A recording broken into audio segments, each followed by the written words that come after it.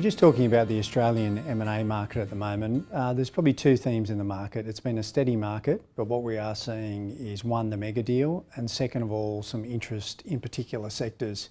So taking the mega deals first, we're seeing deals such as Westfield, traditional strong Australian sector where we have M&A activity in the property sector.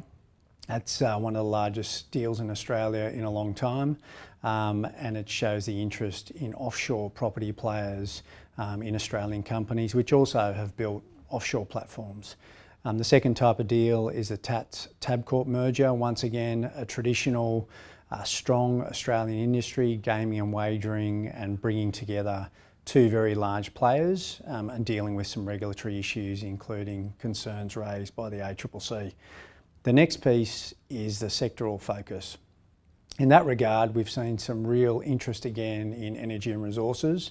That sector was affected obviously by the downturn in commodity prices, but is now undergoing a resurgence. Some examples there are the recent record prices achieved by Rio Tinto for the sale of their coal interests, coking coal interests in Queensland and also New South Wales a little over a year ago. And what's interesting there is the interest from not only traditional listed companies and resource players, but also private equity. And in particular, the largest asset that Rio sold there, Kestrel, was sold to a private equity firm. We're also seeing oil and gas, recent competitive bidding situations for AWE by Mitsui and Mineral Resources.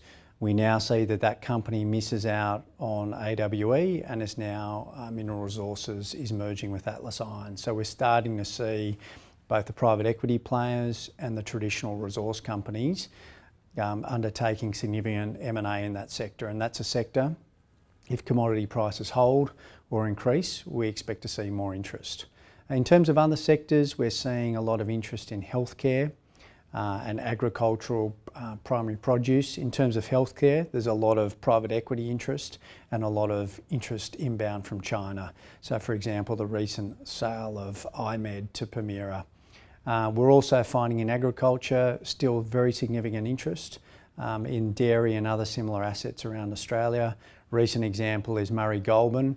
And I think that deal, it shows the importance of regulatory approvals in the Australian market. So on the one hand, you had the successful buyer Saputo dealing with competition law concerns. And then on the other hand, you had the other rumoured bidders from China dealing with Foreign Investment Review Board matters. I think it will become quite interesting in the next 12 months how regulatory concerns play out in M&A, particularly high profile or sensitive M&A. So that's what's happening in the sector at the moment. We expect that much the same will continue for the next 12 months, and we look forward to seeing how it develops.